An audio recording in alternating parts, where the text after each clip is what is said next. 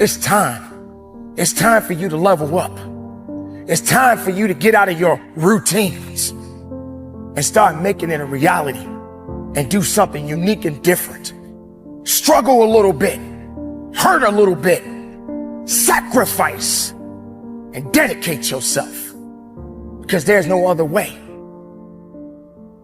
What happens neurologically is that when you do something new, you use almost your whole brain. That's a good way of thinking about it, particularly the right side of it, the right hemisphere. And as you practice something, the amount of your brain you use gets smaller and smaller and moves leftward until you basically build a effective little machine at the back that takes care of it automatically.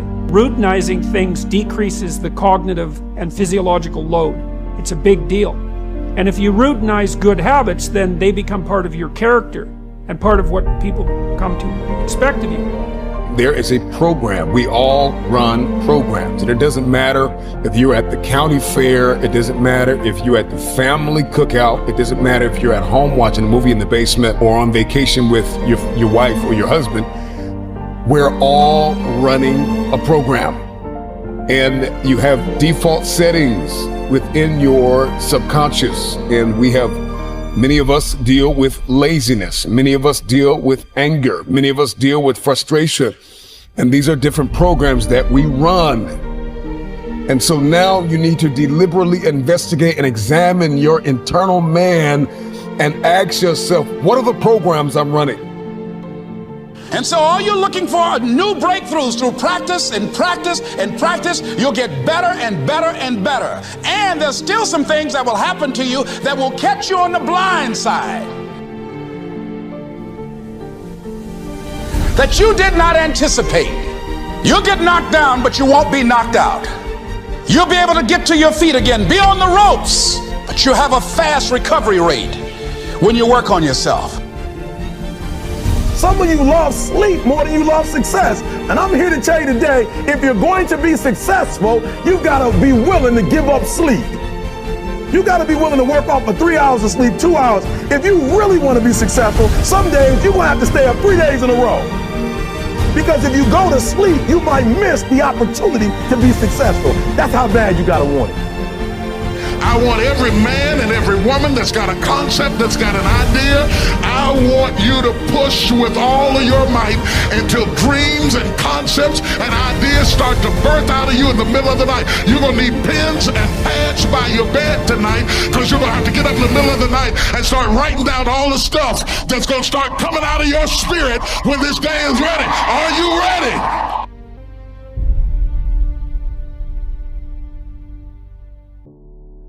For me, it's, I was a vegan for about 10 years, and then I ate fish and salad basically for about 12 years. Mm-hmm. So dietarily, I've always tried to make sure that what I had was as clean as possible to start with. Mm-hmm. Then I train like a crazy person.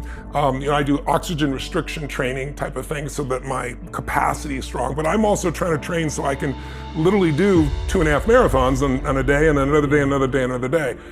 For me, the most important thing I think has been for me is, believe it or not, has been a combination of hot and cold temperatures that I use. Like I start every single morning in the freezing water, and I do it for 2 reasons. One is it moves every bit of blood in your body and all your lymph in your system, but also kind of train my brain to say, when I say go, we go. It's like, there's never a day I look forward to going in the water. And I have, 56 degree water here, but in my home in Sun Valley, I go literally through the snow and get in the river, which is, like 39, 40 degrees in the wintertime. But you feel so incredible when you come out, but also it's just training your brain saying, I say go, we go. It's not like, oh, I'm not ready yet, or let me wait 5 minutes. And that becomes a discipline in your mind for everything else in your life, which is huge. What you do put out in the world is exactly what's coming back to you. And if you find things coming back to you that you don't like and don't understand, don't ask yourself why these things are coming to you. Ask yourself what you're doing to make them come back to you. And when you start putting the responsibility on yourself, you'll start seeing dramatic changes. Dramatic changes. A new way of being. Instead of ethics, instead of rules, ethics. Another new way of being. Instead of looking all your life for achievements and externals, try living your life on knowledge for the sake of knowledge. Knowledge instead of achievement. For the sake of knowledge. Being in in a context in which you don't have to collect a lot of merit badges. You don't have to collect a lot of awards and other people's value judgments. That you go to school or you go out into the world or you read or whatever it is you do because it makes sense to you, not because of what somebody else is going to put on a transcript or where you're going to appear in a class list.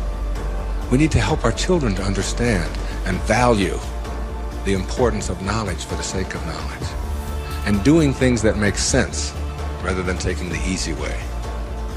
Knowledge rather than always trying to achieve. We're in an achievement-oriented society, which tells us that we evaluate and judge a human being based upon how many achievements he has. But most of the people who get caught up in that trap and are always in this circle of trying to get ahead, trying to always get ahead, their reward for that almost always is higher blood pressure, ulcers, early deaths, and even things like cancer, we're beginning to find out, are related to the kinds of stresses that we have. And remember, it's a perfect universe. There's no stress in it. There's only people thinking stressful thoughts. And when you put that pressure on yourself to always achieve and get ahead of the other guy, you miss what it's really all about. There's a reason why the visionary founder of Starbucks, Howard Schultz, rises before the sun. There's a reason why Michelle Obama rises very early. There's a reason why Tim Cook, who's leading Apple, gets up before the dawn.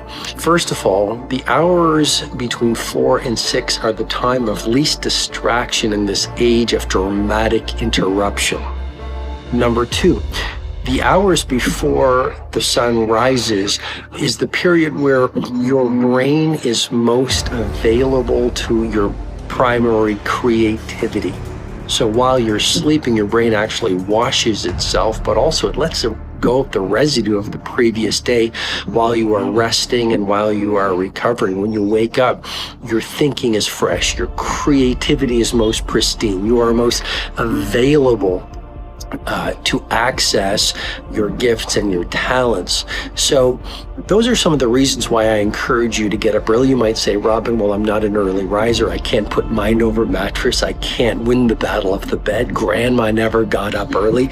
Dad couldn't get up early. I guess I'm not the kind of person who can rise before the sun. And what I would suggest to you is simply this. What science confirms, and in particular the data of University College London, you do any new habit, practice it for 66 days, and you will arrive at the place of automaticity. In other words, it'll be easier to run the new habit than not to. 66 days of rising at 5 a.m. will get you to a place where it's easier to get up at 5 a.m. than not to get up at 5 a.m. You'll reach a place of automaticity. In my book, The 5 a.m. Club, I say all change is hard at first, and it's messy in the middle, and it's gorgeous at the end.